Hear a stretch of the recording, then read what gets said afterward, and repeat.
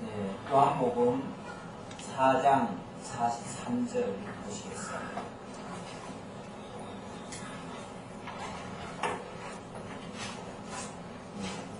공부하겠습니다. 이틀이 지남에 예수께서 거기를 떠나 갈릴리로 가시며 친히 증언하시기를 선지자가 고향에서는 높임을 받지 못한다 하시고 갈릴리에 이르시매 갈릴리인들이 그를 영접하니 이런 자기들도 명절에 갔다가 예수께서 명절 중 예루살렘에서 하신 모든 일을 보았습니다. 45절까지 공독해 드렸습니다. 그리스도의 성육신은 후속주가 되시기 위해서였습니다. 후속주의 사역이란 영생을 목표로 해서 거듭나게 하시고 그 방편으로 믿음을 받게 하시고 또 그 결과로 심판의 역사가 일어나게 하는 것입니다. 이를 위해서 요한복음 3장은 영생을 위해 거듭남을 증거해 주시고 4장에서는 사마리아 여자와 왕의 신하에게 믿음을 주시는 장면이 소개됩니다. 그리고 5장에서는 믿지 않는 자에게는 심판의 역사가 있을 것을 증거하고 있습니다. 오늘 내용은 고향 땅 갈릴리로 내려가신 예수께서 고향 사람들에게는 높임을 받지 못합니다. 그러나 왕의 신하에게는 아들의 죽을 병을 치유해 주심으로써 믿음을 주시는 장면이 소개되고 있습니다. 우리 지난주 같은 경우에도 사마리아 여자, 모든 사람들이 배척하는 사마리아 여자에게 오히려 예수님이 찾아가셔서 그에게 믿음을 주시고 그를 영생에 참여케 하는 그런 역사가 있었습니다. 오늘도 역시 가장 잘 받을 수 있으리라 생각하는 고향 사람들은 오히려 배척을 하고 그리고 왕의 신하, 어찌 보면 이 헤롯 왕의 신하이기 때문에 사실은 유대인이 아닐 수도 있고요. 물론 정확히 누군지는 알 수 없습니다. 그러나 어찌 보면 좀 세상 사람들로부터는 배척받을 수 있는 그런 사람을 오히려 믿음을 주어서 믿게 하시는 이런 역사가 일어납니다. 그리고 5장으로 넘어가면 믿는 자와 믿지 않는 자, 선한 일을 행한 자와 행치 않는 자, 그들에 대한 심판이 있을 것을 예고해 주고 있습니다. 바로 이러한 순서대로 성경이 기록되고 있다는 사실을 우리가 확인을 하고요. 이제 43절로 45절 방금 읽어드린 말씀에서는 예수께서 고향에서는 높임받지 못할 것을 예고하시고 갈릴리로 내려가시는 장면입니다. 바로 예수님이 원래는 당신의 고향이 법적으로 말하면 갈릴리가 아니죠. 예루살렘이죠. 예루살렘이 아니라 베들레헴이죠. 베들레헴. 유다 땅 베들레헴이 원래 법적인 고향이지만 그러나 갈릴리에서 오래 살았습니다. 그렇기 때문에 고향과 같이 여기죠. 거기 있는 사람들이 예수에 대해서 너무나 잘 알고 있습니다. 인간적인 예수를 잘 알고 있습니다. 그래서 평소에 그렇게 환영을 받지를 못했었습니다. 다 알고 있으니까요. 그랬는데 이번에 예수님이 예루살렘에 가셔서 놀라운 역사를 하셨습니다. 그 장면을 본 사람들이 고향에 내려가서 예수님 이야기를 한 것 같아요. 그것 때문에 예수님의 소문을 듣고 많은 사람들이 일시적으로는 환영을 합니다. 그러나 예수님의 말씀처럼 고향에서는 선자가 높임을 받지 못합니다. 그런 장면이 좀 소개되는 내용이 되겠습니다. 이틀을 지나매 예수께서 거기를 떠나 갈릴리로 가시며 친히 증언하시기를 당신이 스스로 자기에 대해서 말씀을 하시더라 말이죠. 무슨 말씀이냐면 선지자가 고향에서는 높임을 받지 못한다 하시고, 이것은 구약 시대에 예레미야 선지자라든지 수많은 선지자들이 고향 땅에서 환영을 받지 못했습니다. 배척을 받았고 미움을 받았고 죽임을 당했습니다. 바로 그렇게 될 것에 대한 그것의 성취의 말씀이죠. 그러니까 구약의 선지자들이 그런 일을 당했던 것은 장차 참 선지자, 참 메시아로 오실 분이 그런 일을 당할 것이라고 하는 것에 대한 모형과 그림자적인 사건들이었습니다. 그런데 실제 참선자, 대선자로 오신 예수께서 바로 그 선자들이 겪었던 그런 일처럼 실제로 고향 땅에서는 환영받지 못할 것이다 라고 예고를 하면서 그리고 고향으로 내려갔습니다. 우리 사람들 생각으로는 환영하지도 않는 곳에 왜 갑니까? 거기 가서 무슨 욕을 당하려고 갑니까? 그렇죠? 인간적인 생각으로는 그렇게 환영하지 않을 것이 뻔하다면 안 가는 게 정상입니다. 그런데 예수님은 그곳을 가지요. 왜 갑니까? 그래야 성경을 이루는 것이죠. 성경을 이루어야 당신이 그리스도이심이 증거되는 것이죠. 그래야 당신이 구속주로 오신 하나님의 아들 생명의 주이심이 증거되는 것이죠. 그걸 하기 위해서 예수님은 자기를 환영하지 않을 것을 뻔히 알면서 내려가시는 겁니다. 사도 바울도 복음을 전할 때 미리 몇몇 선자들이 예고를 합니다. 당신 이번에 예루살렘에 가면 핍박을 당하고 잡혀서 감옥에 끌려가고 죄수가 될 것이다. 죽을지도 모른다. 이런 예고를 듣습니다. 그럼에도 불구하고 환난과 핍박이 기다리는 그곳으로 갑니다. 잡히고 갑니다. 죽으러 갑니다.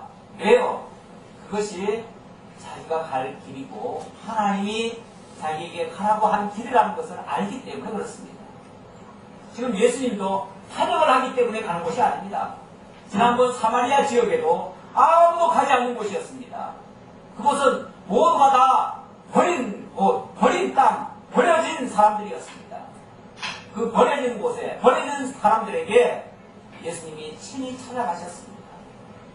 그 사람들조차도 왜 유대인 남자가 우리 같은 사람들에게 찾아왔느냐, 여자들에게 왜 말을 거느냐, 이런 식으로 시비를 걸 정도로 그렇게 반응이 냉담했지만 오히려 그들에게 진짜 메시아가 필요했습니다.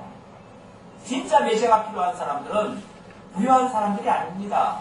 넉넉한 사람들이 아닙니다. 건강한 사람들이 아닙니다. 예수님이 말씀하신 것처럼 건강한 사람에게는 의원이 필요 없어요.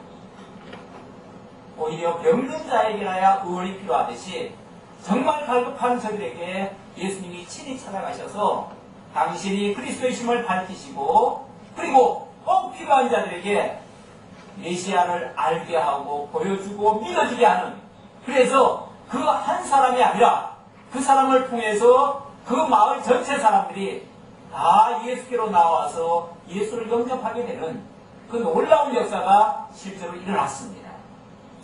오늘도 마찬가지입니다.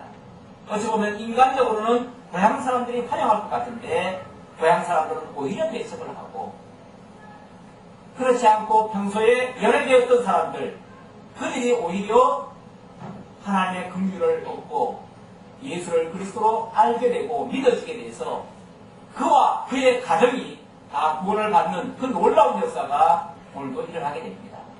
이처럼 어찌 보면 인간적으로 멸시 천대받는 사람들에게 오히려 주의 복음이 전파되어지고 그들과 그들의 가정이 함께 구원을 받는 이러한 역사, 이것이 바로 구속주의 사역인 것입니다. 그가 친히 증언하시기를 선자가 고향에서 높임을 받지 못한다 하시고 갈릴리에 이르시매 갈릴리인들이 그를 영접하니 이런 자기들도 명절에 갔다가 예수께서 명절 중 예루살렘에서 하신 모든 일을 보았으리더라. 그들이 지금 영접한 거, 물론 예수님은 가시기 전에 제자를 보고 이제 우리가 갈릴리로 가지만 갈릴리에서는 절대 우리가 환영을 받지 못한다, 우리가 높임 받지 못한다, 이렇게 말씀하고 갔어요. 그런데 가보니까 뜻밖에도 많은 사람들이 환영을 하는 거예요. 예수님 말씀이 안 이루어진 건가요? 예수님이 잘못 말씀하신 건가요? 그 순간은 아마 그랬을지도 모르겠어요. 저희들도.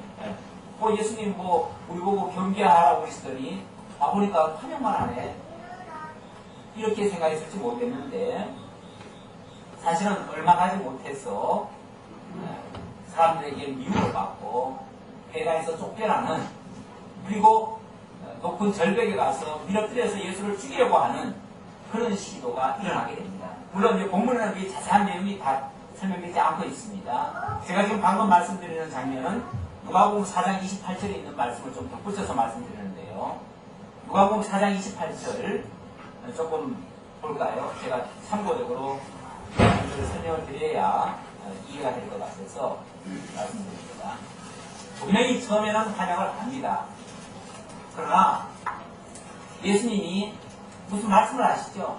쉽게 말하면은 진리를 말씀하시는 거예요. 정의를 말씀하시는 거예요. 그리고 그때 정의를 말하다 보면은 부정된 것에 대한 책망이 있습니다. 그리고 잘못된 것에 대한 지적이 있어요. 사람들이 좋은 것을 말할 때는 다 환영을 합니다. 누구든지 축복 얘기하면 다 환영하지요. 그러나 좀 무거운 이야기를 하면, 좀 무서운 이야기를 하면, 자기들에게 조금 해가 되는 말을 하면 사람이 돌변하는 거예요.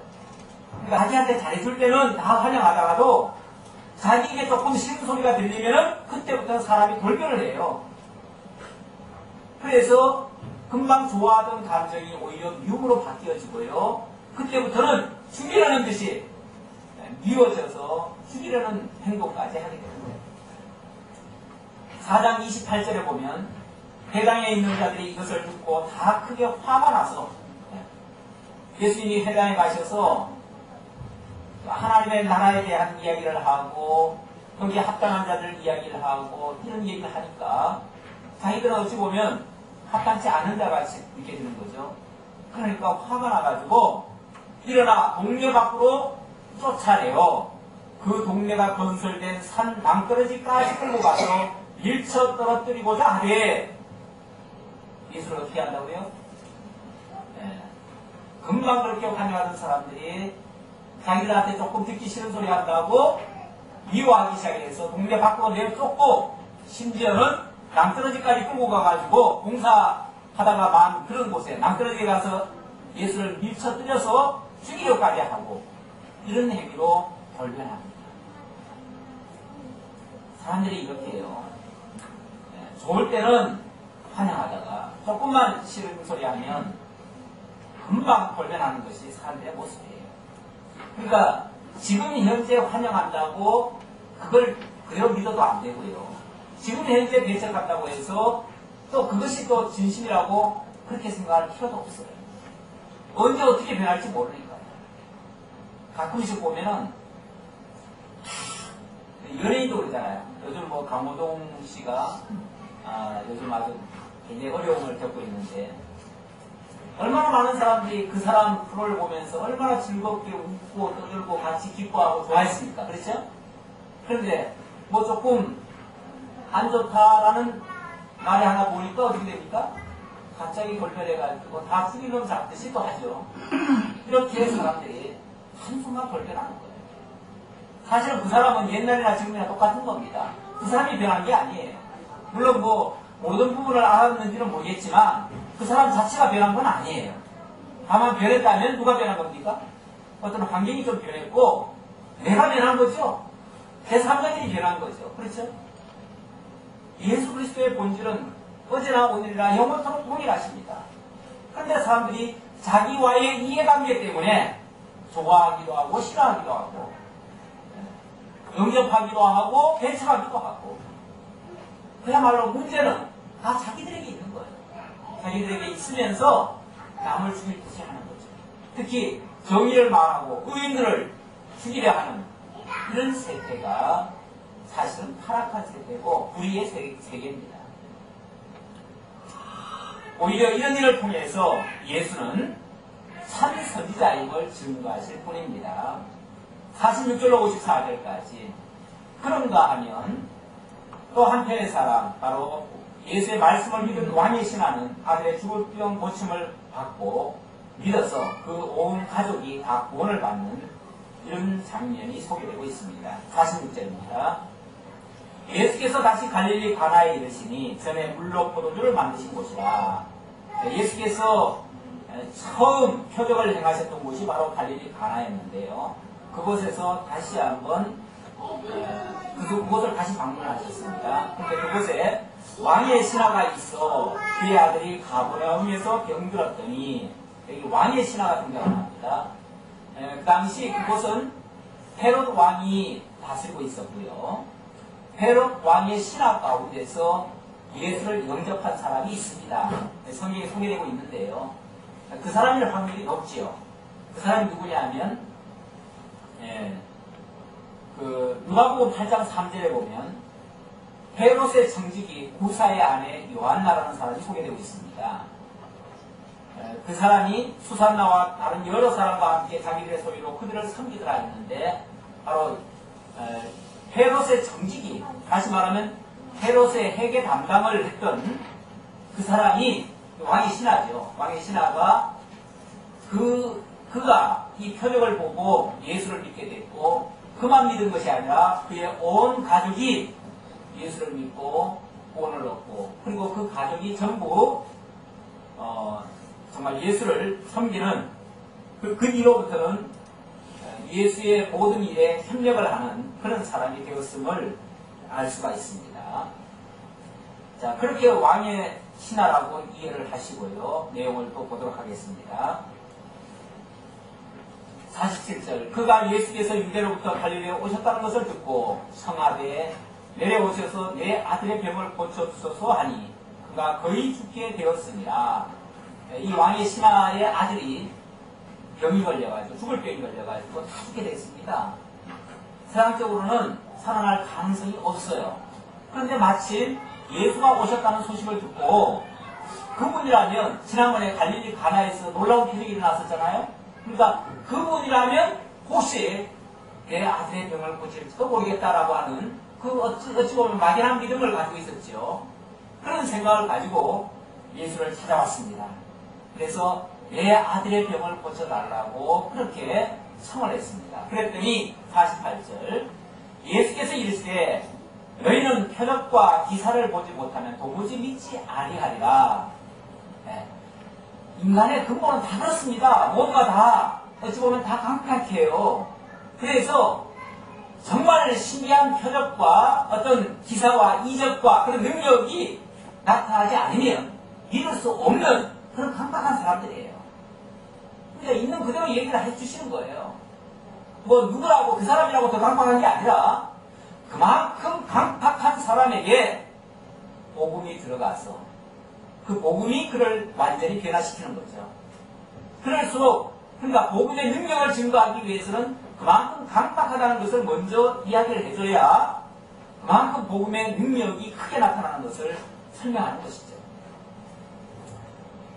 자, 그렇게 말씀하시면서 49절 신하가 이르되 주여 내 아이가 죽기 전에 데려오소서. 그 사람의 생각은 예수가 오셔가지고 내 아들이 죽기 전에, 그 말은 죽기 전에 와서 어떻게 뭐 손을 대든지 어떤 역사를 하면 혹시 살아날 수 있겠지만 죽은 다음에 어떻게 될까요? 죽은 다음에는 소용없다고 생각하는 거죠. 보통 사람은 다 그렇게 생각하죠. 보통 죽으면 다 끝난다고 생각하잖아요. 전에 그 마리아 마르다의 오빠 나사로가 다 죽게 됐을 때 다 죽게 되었다는 이야기를 듣고 예수님은 거기서 이틀을 더 유하시죠? 물론 이건 그 다음에 일어난 사건입니다만 이틀을 더 유하십니다. 사람들이 얼마나 다급해가지고 지금 곧 다 죽게 생겼으니 빨리 와달라고 그렇게 요청을 하는데 그건 예수님의 친구였습니다. 인간적으로 가깝게 지내던 사이였어요. 왜냐하면 예수님이 예루살렘 쪽으로 가실 적마다 들리셨던 곳이에요. 그러니까 얼마나 인간적으로 친하겠어요. 그렇죠? 그런 사람이 요청을 하는데도 예수님이 이틀을 더 유하셨어요. 그건 뭐죠? 죽기를 기다리신 거죠. 그리고 나서 이틀 후에 가시니까 결국 나흘이 걸려서 갔어요. 그랬더니 이미 시체가 다 썩어가지고 냄새가 다 나는 정도예요. 가보니까 막 완전히 장사를 치고 있어요. 마리아가 무슨 말을 합니까? 왜 진작 오지 않았습니까? 왜 오라고 했을 때 바로 안 왔습니까? 이미 진작 오셔서 어떻게 내 오빠에게 어떻게 했으면 살았을 텐데 당신이 안 오시는 바람에 우리 다 죽었습니다. 이제는 다 틀렸습니다. 소용없습니다. 오셔도 소용없습니다. 그러면서 저 동부 밖에서 영접도 아니하고 동부 밖에서 그냥 이제 오셔도 소용없다고 이렇게 얘기하잖아요. 그랬을 때 네가 나를 믿느냐? 믿으면 영광을 보리라 하시면서 결국 들어가셔서 죽은 자에게 살아나라 하셔가지고 일어나라 하셔가지고 결국은 죽은 자가 살아나는 그 놀라운 역사를 보여주시죠.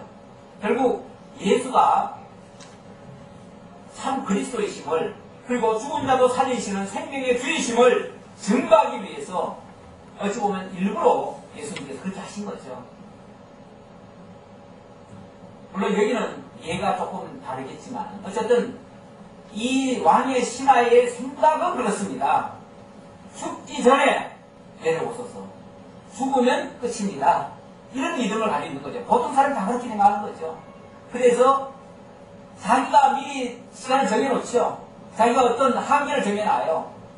여기까지 해주시면 당신의 능력이고 여기까지 안 해주시면 아닙니다. 이렇게 자기 마음대로 생각을 하는 거죠. 대부분의 사람들이 다 그렇습니다. 그래서 하나님의 전능을 믿는 것이 아니라 하나님의 받는 정도를 믿고 나머지는 내가 채우는 정도로 아니면 자기 어떤 노력으로 그것을 극복하려고 하는 그런 시도들을 많이 하죠. 우리가 믿는다고 해도 제대로 못 믿는 판인데 이 사람은 정말 예수를 믿는 사람도 아닌데 당연하죠. 이렇게 생각하는 건 어찌 보면 당연한 겁니다.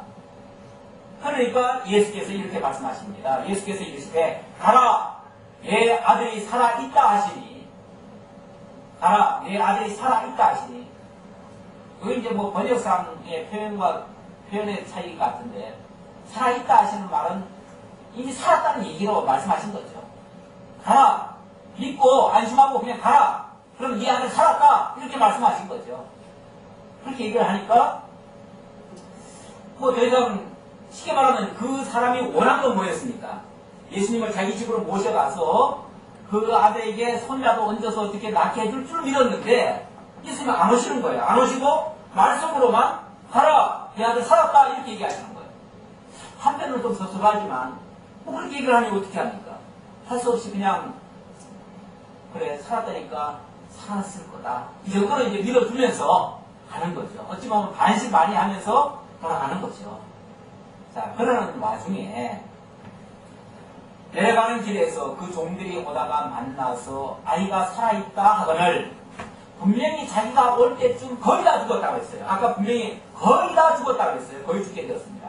그러니까 어쩌면 가다가 죽고 어쩌면 가다가 돌아오다가 죽을 수도 있어요. 만약에 예수님이 오셔가지고 죽기 전에 오셔가지고 살린다고 하면 이미 때가 늦었을 수도 있어요. 그렇죠? 그런데 예수님이 말씀으로 살아있다. 걱정하지 말고 가라. 그랬거든요. 그 말 듣고 왔는데 살았다는 거예요. 그래서 신기해서 그 낳기 시작한 때를 부른즉 어제 7시에 열기가 떨어졌나이다 하는지라. 어제 7시에 그 말 하는 거 보니까 상당히 시간이 많이 걸렸다는 얘기죠. 그렇죠? 상당히 많이 걸렸는데 그때 열기가 떨어지더니 갑자기 그러니까 막 열기가 막 올라가가지고 사람이 다 죽어가다가 갑자기 열기가 뚝 떨어지더니 멀쩡하게 살았다라는 거죠. 그래서 그때가 언제냐라고 물었더니 어제 7시입니다. 이렇게 얘기를 합니다. 7시면 우리 시간으로 따지면 한 6시간 더 한다고 했죠? 4시간 더 하면은 뭐 몇 시입니까? 1시쯤 아마 그렇게 되는 모양이에요. 네, 그때 떨어졌다는 거예요. 그의 아버지가 예수께서 내 아들이 살아있다 말씀하신 그때인 줄 알고 잘 생각을 해볼 거 아니에요. 그때 나왔다고 하니까 그때는 바로 예수님이 나에게 네 아들이 살았다라고 하신 그 순간인데 그때 나왔구나. 그 말씀이 결국은 낫게 하셨구나 라는 사실을 비로소 믿게 되는 거죠. 비로소. 예수님이 뭐라고 그랬습니까? 너는 표적과 기사를 보지 못하면 도무지 믿지 아니하리라 이렇게 말씀하셨죠. 그랬는데 표적과 기사를 보게 된 거죠. 보고 진짜 믿게 된 거죠. 그 보기 전까지는 절대 믿지 않을 사람입니다. 어찌 보면 서양적으로 똑똑한 것 같아도 똑똑한 사람들이 더 안 믿잖아요. 그렇죠? 사람들이 뭘 믿어요? 표적과 기사를 보면 믿겠죠. 그러나 그거 보기 전까지는 그리고 표적과 기사를 보아도 이게 표적과 기사인 줄 모르면 또 못 믿는 거죠. 결국 그리스도의 역사라는 사실을 알지 못하면 믿을 수 없는데 이 사람은 자기가 직접 그 현장에 있었기 때문에 결국은 예수가 그리스도인 줄을 깨닫게 되어지고 그래서 자기와 그 온 집안이 다 믿으니라. 자기만 믿는 것이 아니라 그 사실을 가족들에게 이야기를 하고 온 가족이 다 믿게 되었다. 그래서 제가 아까 그 구사의 아내 요한나 이야기를 했는데 그래서 그 뒤로 그 가정이 결국 다 예수를 믿게 됐고 그의 아내는 물론 뭐 남편은 지금 왕의 신하다 보니까 늘 왕을 보필해야 되니까 예수를 못 따라다녔겠지만 그의 아내가 예수를 따라다니면서 마리아와 수산나와 그런 몇몇 여자들과 함께 그 뒤에 예수님의 그 하시는 곳에 가까이 있을 때는 이렇게 좀 봉사도 하고 이런 일을 했던 것 같아요. 그렇게 해서 바로 그 온 집안이 다 예수를 믿게 됐다. 제가 아까 말씀 묵상한 내용이 사도행전 16장 말씀인데요. 사도행전 16장 30절에도 보면 거기는 물론 사도 바울의 이야기입니다만은 사도 바울이 감옥에 있을 때 막 지진이 나고 그랬잖아요. 막 그래서 제수들이 다 탈출한 줄 알고 간수가 자결을 하려고 했어요. 제수를 다 잃어버리면 자기는 결국은 사형을 받을 수밖에 없는데 그래서 자결을 하려고 했더니 그 바울이 죽지 말라고 아무도 가지 않았으니까 죽지 말라고 그렇게 합니다. 그래서 이 위기를 어떻게 타개하면 좋겠느냐고 물었더니 이제 우리가 어찌하여야 구원을 얻으니까 그 말이죠. 그렇게 얘기를 했더니 주 예수를 믿으라. 그리하면 너와 내 집이 구원을 얻으리라. 그래가지고 그 간수가 제수였던 사도 바울을 데리고 집으로 갑니다. 그래서 집안에서 온 식구들이 함께 세례를 받고 그 집안이 전부 예수를 믿는 그런 가정이 되어지고 그 이후로 사도 바울의 사역을 돕는 그런 사람으로 바뀌어지게 되죠. 이런 역사와 어찌 보면 유사해서 그래서 제가 그 말씀을 좀 묵상을 했었습니다. 이것은 예수께서 유대에서 갈릴리로 오신 후에 행하신 두 번째 표적입니다. 예수님이 두 번째 표적을 통해서 결국 믿음을 주시는 지난번에는 사마리아 여자에게 믿음을 주시는 역사를 하셨고 이번에는 왕의 신하에게 믿음을 주시는 역사 이걸 통해서 당신이 생명의 구주 바로 구속주가 되심을 증거하셨습니다. 그리고 5장으로 넘어갑니다. 5장은 악인을 심판하신다라고 했는데 사실은 선악간의 심판을 하고 계시죠. 심판이라는 단어가 보통 부정적인 의미로 많이 쓰여집니다. 특히 죄인들에게는 아주 무서운 용어이기도 하죠. 그러나 사실은 이 심판이라는 용어가 꼭 죄인들에게만 해당되는 얘기가 아니라 선악간에 다 해당됩니다. 어쩌면 최종 판결이기 때문에 그렇습니다.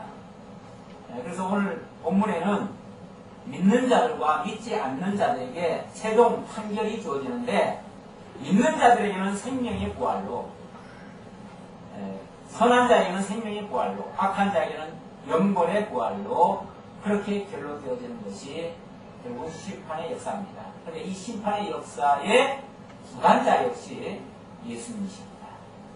물론 그렇다고 해서 예수님이 직접 정죄를 하고 죽이는 일에 앞장서시는 게 아니에요. 예수께서 그 모든 이면에서 역사를 주관하신다. 그런 차원에서 말씀하시는 겁니다. 5장 1절로 9절에서는 한 사건이 일어나고 있습니다. 이것은 다시 예수님이 예루살렘에 올라가셨을 때 이야기인데요. 아까 사건으로부터는 약 한 4개월 후에 일어나는 일입니다. 아까 사건은 사마리아 지역에서 그 추수 때가 아직 넉 달이 남았다고 했어요. 넉 달이 남았다고 했고, 그리고 이틀 후에, 그 사건 있은 이후에 예수님이 갈릴리로 내려오셨다가, 그리고 넉 달 후에, 쉽게 말하면 다시 예루살렘으로 올라가신 겁니다. 넉 달 후는, 쉽게 말하면 추수 때고요. 추수 때가 오순절 때입니다. 그래서 오순절 절기에 예수님이 예루살렘으로 다시 올라오신 겁니다. 원래 유대인 남자들은 1년에 한 3차례 정도를 항상 그렇지는 않지만 적어도 1년에 한 번 아니면은 1년에 3번 이렇게 예루살렘을 방문합니다. 근데 예수님은 바로 추수 때에 올라오셨다, 오순절 때 올라오셨다, 이렇게 이해하시면 되겠습니다. 자, 그때 일어난 일인데요. 예수께서 안식일에 베데스다 연못가에서 38년 된 병자를 고치시는 그런 역사가 일어납니다. 5장 1절입니다. 그 후에 유대인의 명절이 되어 예수께서 예루살렘에 올라가시니라. 예루살렘에 있는 양문 곁에 히브리 말로 베데스다라 하는 곳이 있는데 거기 행각 5이 있고 그 안에 많은 병자, 맹인, 다리 저는 사람, 혈기 마른 사람들이 누워 물의 움직임을 기다리니 이는 천사가 가끔 못에 내려와 물을 움직이게 하는데 움직인 후에 먼저 들어가는 자가 어떤 병에 걸렸든지 낫게 되리라. 갈로를 해놨죠. 그 말에는 갈로를 해놨는데 이 말은 어찌 보면 좀 해석 같은 말입니다. 그 사람들이 이렇게 믿고 그렇게 거기서 기다리고 있다고 말이에요. 근데 이게 지금 제대로 된 믿음입니까? 여기 지금 연못은요, 사실은 온천입니다. 온천이고 이게 간헐천이에요. 원래 온천이라는 것은 땅에서 이렇게 물이 솟구치잖아요. 뜨거운 물이 솟구치는데 거기에 뭐 수증이나 어떤 가스 같은 게 같이 있어가지고 밑에서 솟구치는 막 이렇게 용수숨을 칩니다. 거기서 치는데 여기는 그렇게 아주 강한 그런 온천이 아니고요. 그러니까 항상 솟구치는 온천이 아니고요. 어쩌다 한 번씩 솟구치는 온천이에요. 그러니까 미약한 온천이에요. 쉽게 말하면. 미약한 온천. 이런 온천을 가리켜서 간헐천이라고 했죠. 가끔씩 한 번씩 이렇게 솟구치는 온천. 근데 그게 이제 약간 신기하잖아요. 가끔씩 물이 나려면 항상 나야 되는데, 항상 나면 이상하지 않습니다. 원래 항상 되는 일은 이상하지 않고요. 어쩌다 일어나는 일들은 신기하게 느껴집니다, 사람들이. 그래서 그런 것일수록 어떤 현상이 발생하냐면, 그걸, 하루씩 일어나니까, 거기에 사람들은 어떤 종교심을 거기다 부여합니다. 왜 나무도 이상하게 생기면 거기다가 빌잖아요, 그렇죠? 그리고 갑자기 막 천둥, 번개 아니면 기상천외한 일들이 막 일어나면 그것이 어떤 신의 노여움이다. 이런 식으로 해석을 해요. 그래가지고 그 앞에 엎드리고 뭔가 빌고 이렇게 하는 현상이 일어납니다. 간헐천에 물이 어쩌다 가끔씩 솟구치니까 그걸 보고 신기해가지고 왜 저런 현상이 일어날까? 자기들 마음대로 생각하는 거예요. 무슨 생각을 하냐면 여기는 천사들이 내려와가지고 가끔씩 내려와가지고 여기서 모욕을 합니다. 왜냐하면 물이 하도 좋으니까 좋은 물이니까 천사들이 내려와서 모욕을 하기 때문에 그때마다 이것이 물이 솟구치는 거야. 그런데 그때에 누구든지 가장 먼저 거기에 뛰어들어가면 어떤 병이든지 그 사람은 그 병이 낫게 된다. 이런 믿음을 가지고 있는 거예요. 원래 온천이라는 데가 원래 물이 좋긴 좋지요. 그래서 웬만한 피부병 같은 거는 사실은 거기 들어가면 나을 수 있습니다. 그래서 약간의 효용을 받는지는 모르겠어요. 거기 들어갔던 사람들이. 그런데 하필이면 그 용수는 칠 때 들어가면은 그 치는 순간에 들어가는 사람은 병이 낫는다는 믿음을 가지고 있는 거죠. 이거는 어찌 보면 막연한 미신입니다. 미신을 가지고 있어요. 그러니까 정상적인 지금 신앙이 아니에요. 자, 거기에 베데스다. 이 베데스다라는 말은요, 원래 긍휼이라는 뜻이에요. 그러니까 그 연못 자체가 긍휼의 연못, 행각이라면 긍휼의 행각이에요. 그러니까 병든 사람, 이런 사람들에게 긍휼이 베풀어지는 곳이다. 이런 뜻이에요. 그렇게 긍휼이 베풀어지는 곳이고 그 효용이 참 탁월한 곳이라면 거기에 병든 사람들이 와가지고 병이 다 맞고 가고 그러면은 아마 그 주변의 사람들은 다 병이 다 났어야 정상이고요. 여기 지금 38년 된 병자가 있다는데 38년 동안 뭐 하다가 그래 한 번도 못 들어가지고 그동안 그렇게 긍휼을 못 받았습니까? 근데 이제 그 사람도 불평이 있어요. 그 사람도 할 말이 있어요. 공동묘지 가도 할 말은 다 있는데 이 사람이 뭐라고 그러냐면은 예수님이 부르니까요. 너는 어쩌다가 그렇게 여지껏 이러고 있냐라고 얘기를 하니까 이제 사실은 그렇게 얘기한 건 아니죠. 예수님은 네가 병을 낫고자 하느냐 이렇게 물어보셨죠. 그렇게 낫고자 하느냐고 했더니 그 사람 말 저기에 천사가 내려오는데 가장 먼저 뛰어들어가는 사람이 낫는 건데 비교적 누가 먼저 뛰어들어가겠어요? 건강한 사람들이 멀쩡한 사람들이 두 다리 멀쩡하고 두 눈 바로 막힌 사람들이 뛰어들어갈 거 아니에요. 그러니까 그 사람은 별로 병도 없으니까 아마 한번 들어갔다 나와가지고 와, 병 나왔다고 갔을지 모르겠어요. 그런데 이 사람은 아무리 기다려도 자기 순서가 돼도 뛰어들어갈 기회를 못 찾아요. 왜? 자기가 들어가려고 하면 먼저 어떤 놈이 먼저 들어가니까. 그러니까 긍휼의 집에 긍휼이 전혀 없는 거예요. 그렇죠? 긍휼을 지금 맛보질 못하는 거예요. 그런 곳에 예수님이 지금 찾아오신 겁니다. 자, 5절입니다. 거기 38해 된 병자가 있더라. 예수께서 그 누운 것을 보시고 참 불쌍히 여기시고 안타깝게 여기신 거죠. 병이 벌써 오래된 줄 아시고 이르시되 내가 낫고자 하느냐. 병자가 이르되 대답하되 주여 물이 움직일 때 나를 못에 넣어주는 사람이 없어. 내가 가는 동안에 다른 사람이 먼저 내려가나이다. 이게 지금 막 하소연을 하고 어떻게 보면 원망적이죠. 세상을 원망하고 지금 다른 사람들을 지금 원망하고 있는 중이에요. 그렇죠? 자기 안 되는 일이 누구 탓이다? 나를 밀어주는 사람이 없어가지고 내가 지금 안 되고 있다. 이렇게 지금 원망하고 있는 중이에요. 내려가나이다. 예수께서 이르시되 일어나 내 자리를 들고 걸어가라 하시니 예수님이 그의 어떤 잘못된 믿음, 이신과 같은 신앙 그걸 지금 책망하지는 않아요. 책망하지는 않고 다만 뭐라고 그러시냐면 일어나 내 자리를 들고 걸어가라. 아니 지금 뭐 38년 된 병자가 무슨 뭐 일어나기를 하겠어요. 걷기를 하겠어요. 뭐 엉금엉금 기어서 조금 움직일 텐데 그런 사람에게 일어나 걸어가라는 거예요. 그것도 그냥 걸어가는 게 아니라 네가 깔고 있던 그 의자, 그 자리 방석을 들고 가라는 거예요. 집으로 가라는 거예요. 그런데 놀라운 역사가 일어났습니다. 그 사람이 곧 나와서 그 자리를 들고 걸어가니라. 네, 놀라운 회복이 일어났어요. 실제 예수님 말씀대로 됐어요. 그런데 그날이 하필이면 또 무슨 날입니까? 이날은 안식일이니. 안식일에 병 나면 안 됩니까? 우리 생각은 그래요. 우리 생각은 안식일에 병 나는 건 아무 문제가 아닙니다. 그런데 유대인들 입장에서는 어떻습니까? 그들은 안식일에 무슨 역사가 일어나면 안 돼요. 안식일에 무슨 일을 하면 안 돼요.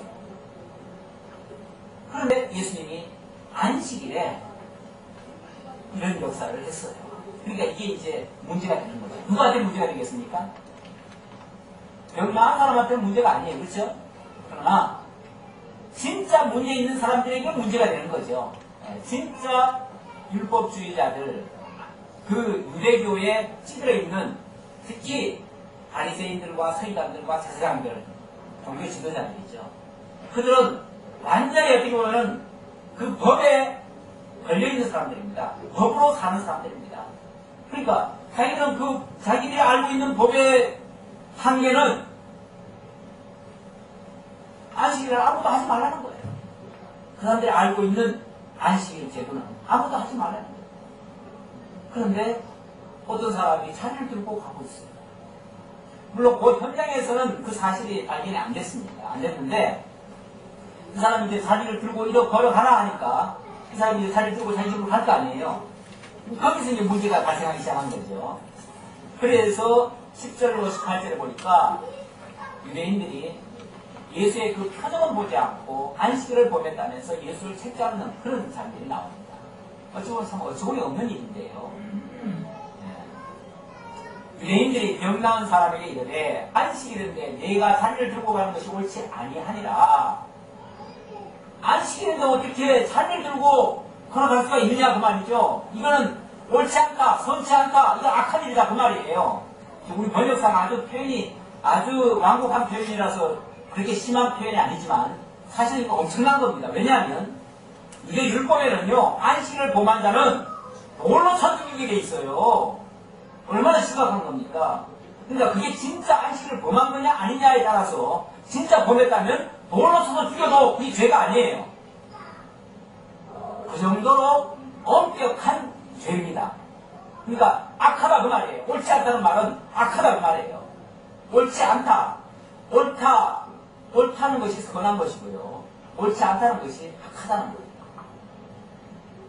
악함이라 이렇게 얘기를 하니까 11절 대답하되 그 사람 피해야 될 거 아니에요. 그렇죠? 자기가 지금 걷고 싶어서 그런 게 아니잖아요. 자기는 조금 전까지 뭐였어요? 조금 전까지 자기는 병자였어요. 38년 된 유명한 병자였어요. 그런 사람이 어떻게 무슨 일을 하겠어요? 그런데 나를 낳게 한 그분이 나보고 걸어가라 해서 내가 그냥 그 말씀 듣고 그냥 가는 뿐입니다. 이렇게 이제 피겨내는 거죠. 대답하되 나를 낳게 한 그가 자를 들고 걸어가라 하더라 하니 그들이 묻되 너에게 그 자를 들고 걸어가라 한 사람이 누구냐 하되 고침을 받은 사람이 그가 누구인지 알지 못하니 이는 거기 사람이 많음으로 예수께서 이미 피하셨습니다. 예수께서 뭐가 무서워서 도망갔다는 얘기입니까? 이 번역이요 어떨 때는 참 아주 좀 이상하게 번역이 되는 게 있어요. 마치 예수가 피한 것처럼 그랬지만 예수가 그 자리를 떴다는 얘기죠. 그렇죠? 예수가 무슨 누구 무서워서 피한 게 아니고 만약에 피했을 것 같으면 아예 그 자리가 없지요. 그런데 바로 지나고 보면 어떻게 합니까? 예수는 바로 만나잖아요. 그러니까 피한 게 아니라 그 자리를 벗어난 것 뿐이죠. 그렇죠? 그 후에 예수께서 성전에서 그 사람을 만나 이르시되 보라 내가 나왔으니 더 심한 것이 생기지 않게 다시는 죄를 범하지 말라 하시니 예. 그러니까 이제 그 사람이 사실은 누군지도 몰랐어요. 자기를 낳게 한 사람이. 누군지도 모르고 그냥 나으니까 기쁜 마음에 뒤도 안 돌아보고 그냥 집으로 갔는데 가다가 그냥 유대인들이 딱 걸려서 유대인한테 걸려가지고 이거 왜 안 시키려고 왜 범하고 있냐 이렇게 말을 하니까 아 제가 한 게 아닌데요. 나 병 낫게 한 사람이 걸어가라고 해가지고 내가 가본 것 뿐인데요. 이렇게 얘기했어요. 그러니까 누가 그러느냐 하고서 현장에 가본 거예요. 가봤더니 아무도 없어요. 사람들이 이미 다 그 자리를 벗어났기 때문에. 그래서 그 순간은 예수가 누군지 몰랐어요. 몰랐는데 잠시 후에 예수님이 그 사람을 만나신 거예요. 만나가지고 너 다시는 뭐라 그랬어요? 더 심한 것이 생기지 않게 다시는 죄를 범하지 말라 이렇게 말씀을 하셨어요. 이 사람이 사실은 죄인이었다는 얘기죠. 과거에. 그렇죠? 사실은 지난번에 그 믿음도 제대로 된 믿음이었습니까? 누구는 이제 그 간헐천에 먼저 뛰어들어가기만 하면 낫는다. 그런 믿음이 제대로 된 믿음이었냐고요. 제대로 된 믿음 아니었잖아요. 사실은 죄인이고 제대로 된 믿음도 없는 사람이에요. 그런 사람이 이제 예수를 만났으니 뭐 하라는 얘기입니까? 이제부터는 그런 믿음, 잘못된 믿음, 잘못된 생각 하지 말고 뭐 하라는 거예요? 또 다른 믿음 가지라는 거예요. 이게 이제 더 죄 짓지 말라 그런 뜻으로 얘기를 한 거예요. 그랬는데 그 말을 했는데 다시는 죄를 범치 말라 했는데 그 사람이 유대인들에게 가서 뭐라고 그래요? 자기를 고치는 예수라 하니라. 저는 몰라가지고 얘기를 안 했는데 알고 보니까 그 사람 예수라는 사람인데요. 그러고 가서 고사질을 하죠. 가서 다시는 죄를 범치 말라 그랬더니 오빠는 뭐합니까? 물론 그게 어떻게 됐다는 말은 없어요. 더 심하게 됐는지 어쩐지 모르겠는데 예수님의 표현에 의하면은 더 심하게 됐을 수도 있어요. 그러나 어차피 예수님은 다 드러나게 있는 것이고 그 사람한테 책임 물을 건 없는 것이고 그런 거겠지요. 그러므로 자 이것 때문에 어떻게 됐어요? 안식일에 이러한 일을 행하신다 하여 유대인들이 예수를 박해하게 된지라. 이게 무슨 동기가 돼요? 예수를 박해하게 되는 동기가 됐습니다. 그때부터 예수는 공공의 적이 되었습니다. 모든 바리새인들 세간 그 지도자들에게 이제는 예수가 드러난 뭐예요? 공공의 적이에요. 그동안 자기네들이 신봉하고 따르고 백성들에게 가르쳐왔던 그 율법 그거를 정면으로 도전한 사람이 됐고 예수가 그거를 결국은 예수가 자기들의 전하던 그것을 마치 잘못된 것처럼 이렇게 한 결과가 되었습니다. 그러니까 그 예수와는 이제 바리새인들이 적이 되는 거죠. 그때부터는 핍박하기 시작합니다. 결국 그 사람이 의도는 아니었지만 결과적으로는 예수와의 핍박받게 하는 하나의 동기를 제공한 거죠. 어찌 보면 예수는 십자가에 못 박히기로 작정되어 있는 분이십니다. 그렇죠? 사람들에게 멸시천대 받고 또 잡혀서 결국은 사형을 당하게 돼 있는 분인데 그 일에 누가 동원이 됩니까? 가룟 유다가 동원이 되죠. 나중에 가룟 유다가 아마 그렇게 말할지 몰라요. 아니 예수가 우리 죄를 위해서 죽어주시려면 누군가 나타내야 되지 않겠느냐 그렇게 말할 수도 있겠지만 어쨌든 그 악역을 담당하는 것은 좋은 건 아닙니다. 그런 악역을 담당하는 자는 심판의 대상이에요, 사실은. 심판의 대상. 예수께서 그들에게 이르시되, 자, 그들이 이제 예수를 막 박해하기 시작했습니다. 그때부터는 예수는 이제 공공의 적으로 규정을 해놓고 이제 예수의 모든 하는 것에 대해서는 태클을 걸기 시작하고, 그리고 예수를 이제 기가 안 되면 죽이려고 덤벼요. 채찍잡기로 아주 작정하고 덤벼요, 이제부터. 그런데 그들을 향해서 예수가 뭐라고 대답을 하시냐면, 예수께서 그들에게 이르시되 내 아버지께서 이제까지 일하시니 나도 일한다. 그 말은 뭐예요? 안식일에는 일하지 말라 그랬더니 내 아버지께서 이제까지 일하시니 나도 일한다. 그 말은 더 하겠다는 얘기 아니에요. 그렇죠? 정면으로 더 하겠다는 얘기 아니에요. 그러면 안식을 범하겠다는 얘기입니까? 근데 이제 더 근원적인 것을 아셔야 됩니다. 안식일은 왜 있는 겁니까? 무조건 일주일에 한 번씩 쉬라고 있는 겁니까? 날짜 지키라는 얘기가 아니에요. 원래 안식일 주실 때는 그것은 하나님이 처음 창조하신 후에 안식하신 것을 기념하고 또 이스라엘 백성들 애굽 땅 종되었던 집에서 구원해 내신 것을 기억하게 하고, 그렇죠? 참 자유 주신 것을 기억하게 하는 거예요. 죄와 사망 가운데 있던 자들을 구속해 주신 후에 그것을 기억하게 하는 것도 안식일을 지키는 거예요.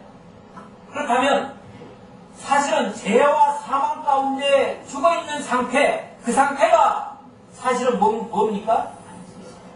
그거는 그 안식을 못하는 것이고 이미 죄 안에 있는 거니까 고통 속에 있는 거예요. 고통 속에 있는 자를 끄집어내주는 것이 뭡니까? 그게 진짜 안식이에요. 그렇다면 38년 된 병자를 38년 동안 사실은 안식을 못한 거 아닙니까? 그런 자를 이제 그 고통 속에서, 그 질병 속에서 이끌어내 주었어요. 그게 진짜 안식한 거 아니에요?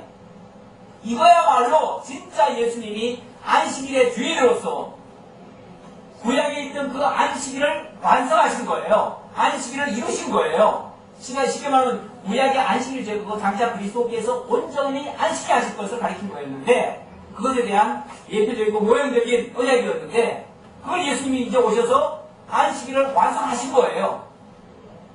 그러니까 그 한 사례가 38년 된 병자를 낫게 하신 거예요. 그래서 자유를 주셨어요. 이제 모든 그 모든 죄와 더러운 거, 아까 죄 얘기하잖아요. 그 사람이 어찌 보면 죄와 사망 가운데 완전히 찌들려 있던 사람이에요. 그냥 단순히 병만 있는 게 아니에요. 거기서부터 다 노임을 입은 거예요. 다 노임을. 놓여놓고 뭐라고 했냐면은 다시는 죄를 짓지 말라 그런 거예요. 그럼 진짜 이제부터는 그리스도 안에서 참된 자유를 누리면서 정말 자유하게 사는 것 자체가 다시는 죄를 범지 않는 거예요. 그런데 하고 다시 되돌아갑니다. 다시 율법의 종호 안으로 들어가느냐. 그건 다시 또 안식을 범하는 것이고 또 죄 안에 또 들어가는 거예요. 그러면 옛날로 다시 돌아가는 거예요. 지금 그 환자에게 예수님이 말씀하신 건 그런 의도에서 얘기를 하신 거예요. 그리고 그 바리새인들한테도 진짜 예수님이 하신 것은 안식일을 주신 거예요. 진짜 안식을 주신 거예요. 그런데 그 사람들은 나타난 현상만 가지고 아니면 겉에 드러나는 모습만 보고 그걸 지금 비난하고 있는 거예요. 하나님께서도 이제까지 일하시니 나도 일한다고 했는데 하나님은 처음에도 사실은 일하셨고요. 하나님이 쉬셨다는 그 의미는 참 자유를 주셨다. 이제 완전히 했다. 이런 차원에서의 그 안식을 얘기한 거지. 이제는 다 끝났으니까 난 이제부터 놀란다. 그런 뜻이 아니에요. 많은 사람들이 대단히 착각한 게 하나 있어요. 뭐냐면 하나님이 6일간 일을 하시고 제7일에는 쉬시고 그 다음부터는 완전히 영원히 쉬시는 걸로 생각하시는 분이 있어요. 그래가지고 첫사람 아담에게 생육하고 번성하라 땅을 정복하라 다스리라 3대 문화명령 내려놓고 당신은 이제 빚지만 지고 구경만 하는 거죠. 하나님은. 왜? 인간에게 이제 모든 걸 다 맡겼으니까. 그래서 문화명령 내려놓고 문화명령 내린 거 그거는 인간들이 이제 수행해 갈 거고 하나님은 저놈이 내 말을 잘 듣나 안 듣나 잘 들으면 복 주고 안 들으면 화 주고 이렇게 하시는 그런 분으로 사람들이 오해를 해요. 오해를 하고 있어요. 그런데 하나님은 창조 이후에도요 쉬지 않고 일하시는 분이셔요. 모든 역사를 다 섭리하시는 분이셔요. 다 주관하시고 다스리시고 섭리하시는 분이셔요. 큰일만 섭리하시는 게 아니라 우리의 일거수일투족까지도 다 섭리하시는 분이십니다. 그때부터 지금까지 하나님은 쉬지 않으셔요. 그러니까 예수님은 그 하나님의 그 뜻을 이루러 오신 분이니까 당연히 쉬지 못하시죠. 쉴 수가 없는 거죠. 그 뜻을 다 완성하시기 위해서 아버지께서 이제까지 일하시니 나도 일한다. 결국 하나님의 그 선한 뜻, 선한 일, 그 일을 하시기 위해서 오셨기 때문에 안식일에 병을 낫게 하는 거 그거는 주님이 마땅히 하실 일이라고 말해요. 마땅히 하실 일로서 하신다. 지금도 했고 앞으로도 더욱 한다. 이런 식으로 단호하게 얘기를 했더니 유대인들이 이로 말미암아 더욱 예수를 숨기고자 하니 조금 전에는 예수를 정말 골치 아픈 친구다 이 정도로 생각했는데 이제는 이 사람은 놔둬서는 안 되겠다. 완전 죽여 없애야 되겠다. 이 사람은 백해무익한 사람이다. 이렇게 생각하는 거죠. 그래서 그때부터는 예수를 죽이고자 했다. 죽이고자. 죽이기로 아예 작심을 했습니다. 그때부터는 예수께서 계속해서 이제 핍박 근거가 아니라 그야말로 죽임의 대상이 된 그런 상태가 되었습니다. 이로 말미암아 예수를 더욱 죽이고자 하니 이는 안식일을 범할 뿐만 아니라 자 안식일 범하는 정도가 아니에요. 그것도 물론 대단히 그들이 봤을 때는 큰 죄인데 범할 뿐만 아니라 하나님을 자기의 친아버지라 하여 자, 아버지가 일하시면 나도 일한다. 아버지가 누구예요? 하나님이 내 아버지다. 이런 식으로 얘기를 하니까 하나님을 자기의 친아버지라 하여 자기를 하나님과 동등으로 삼으시게 해라. 이거는 신성모독죄죠. 참남하다는 그런 제목을 뒤집어 씌우기에 합당하죠. 그렇죠? 예수께서 나중에 십자가에 못 박혀 죽으실 때의 제목이 뭐냐면 신성모독죄였어요. 자기를 하나님과 같이 동등됨이라고 얘기를 한 겁니다. 거기에 대해서 예수는 거기에 대해서 유대인들은 이해를 할 수가 없었기 때문에 결국은 예수를 죽이고 말았습니다. 이렇게 되는 것이 예수님께서 이렇게 미움을 받고 죽임을 당하는 것이 결국은 후속 사역을 완성하는 겁니다. 결과적으로는 그렇습니다. 물론 아직은 과정이기 때문에 이야기가 더 필요합니다만은 결국 이 일을 하기 위해서 후속주의 사역을 완성하시기 위해서 예수님은 그 길로 계속 지금 가고 있는 중입니다. 그러다 보니까 사람들로부터는 점점 미움과 멸시와 천대를 뿐만 아니라 죽이고자 하는 어찌 보면 그것이 그 악한 자들의 이게 본성입니다. 이게 다 드러나는 거예요. 그렇게 해야 그들이 나중에 어떻게 되죠? 심판을 받게 되죠. 지금 5장에 와서는 자연스럽게 선한 자, 악한 자가 나뉘어지고요. 악한 자들에 대해서는 하나님의 심판이 있을 것을 예고해주는 그런 장면으로 기록이 되고 있습니다. 결국 영생과 믿음 그리고 그 믿지 않는 자들에 대한 심판 이것은 한 연결고리가 되어집니다. 같이 이어지는 그런 말씀이 되겠습니다. 이 모든 사건을 통해서 예수가 하나님의 아들 그리스도이심을 그리고 구속주이심을 분명하게 우리에게 증거하고 있습니다. 아버지 하나님 감사합니다. 하나님의 아들로 영원한 그리스도이시면서 육신을 입고 이 땅에 오신 것은 바로 죄악에 있던 사망 가운데 있던 정말 38년 된 병자처럼 세상에서도 소망이 없던 자들에게 영원한 생명 주시고 믿음 주시고 참된 구원의 역사, 구속주의 사역을 하시기 위해서 오신 것을 오늘 말씀을 통해서 확인했습니다. 이러한 믿음 오늘 우리에게 주시고 이 믿음을 가지고 참된 자유와 기쁨 그리고 평안 가운데서 참된 안식을 누리며 하나님을 경외할 수 있는 참된 신앙인들 다 될 수 있도록 함께 해주옵소서. 베풀어 주시니 감사하고 예수님 이름으로 기도합니다. 아멘.